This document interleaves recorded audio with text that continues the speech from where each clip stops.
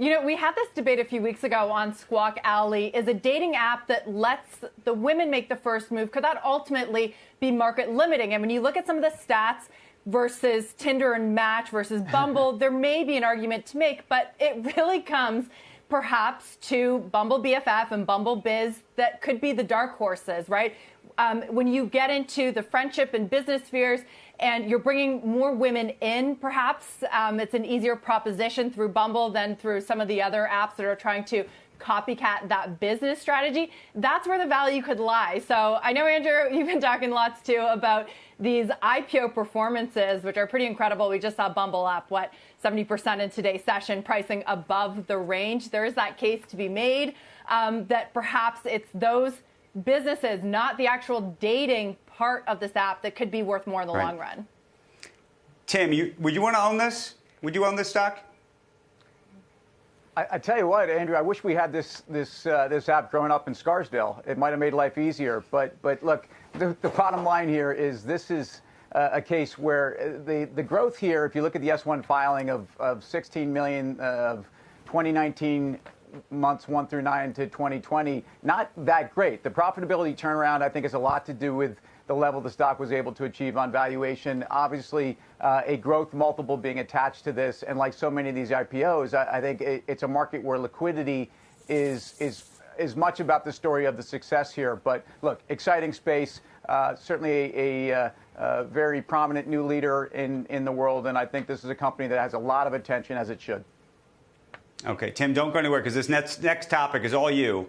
What goes up must come down. The marijuana trade is going up in smoke, losing most of its gains after getting a boost from the Reddit rebels earlier this year, or I should say earlier this week. The Alternative Harvest ETF, which tracks many of these names, on pace now for its worst day ever, while Tilray is down more than 40% and pacing for its worst day ever, too. Tim, I feel bad. You own a lot of these names. Well, look, it's a case where the fundamentals in cannabis are great. And I think some of the fundamentals for a handful of these Canadian companies don't justify the valuations. And I think there's a difference between what's going on at Tilray and a difference of what's going on at Curaleaf and Green Thumb and TerraSend and some of these other names. So I think you have a place where, first of all, I run an active ETF. So we were actually selling Tilray into some of this news yesterday. And it's not ever been a very big position because, again, the valuations for some of the Canadian LPs, it's not an indictment against them. They're doing what they're doing, but they're not U.S. players.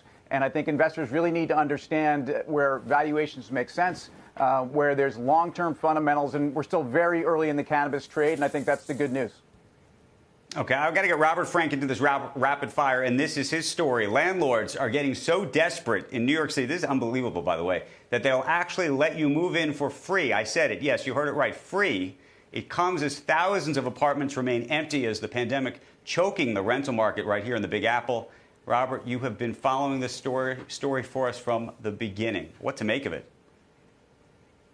Well, look, the recovery has started, but this is going to be such a long road for New York City. There was a 58% increase in new leases in January over last year. So that's a good number. And the third month in a row that we've seen strong increases. On the tough side, you've got 12,000 empty apartments in Manhattan. That is about 3 times what we had during the same month last year. And the vacancy rate is now above 5%. Normally, it's about 2%. Landlords offering 2.3 months of free rent to move in. So that attractive pricing incentive is working. You are getting new leases.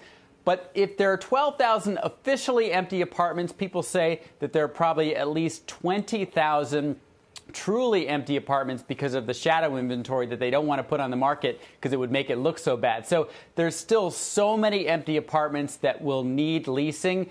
And the question is, prices were down 20% in January. How much further will they have to go to fill all those apartments? Oh, my beloved New York. Deidre, is the same thing happening in San Fran right now? Well, we're certainly tracking what's happening in terms of businesses and corporate real estate in San Francisco. You had Yelp recently saying that it's going to be reducing its footprint. Dropbox, you hear a lot of VCs talking about that move to Miami.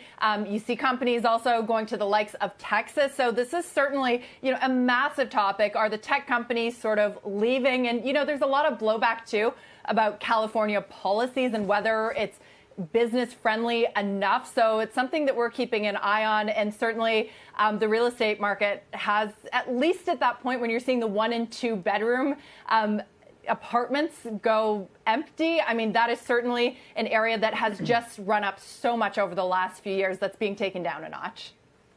Okay, finally, we have this story. It's a Taylor Swift story. Taylor Swift re-recording Love Story just ahead of Valentine's Day. The pop star announcing she is re-releasing a new version of her 2008 hit at midnight tonight. She also said she plans to release a re-recorded version of her Grammy-winning album, Fearless. That's going to happen in April. Swift is re-recording this stuff not just for fun, but because of her feud with former associate Scooter Braun, who allegedly sold her back catalog last year without her approval. Swift says she hopes re-recording her songs will bring down the value of the masters that Braun sold.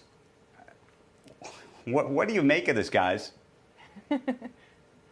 A spite recordings. It's like Larry David's, spite store. That's what I think of.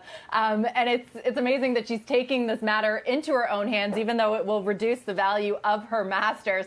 But she's always been so vocal. And, it is a testament to her as an artist and her creativity as well. If she can release new songs, and they can be hits as well. Robert Frank, if you're Scooter Braun, what do you do? This reminds me, there's a famous artist named Wade Guyton. He heard that Christie's was selling one of his prints for $4 million. He got really upset, so he made dozens of the exact same print to torpedo the value of that auction, and it kind of worked. And really, as Deirdre just said, this is about artists taking control of their market.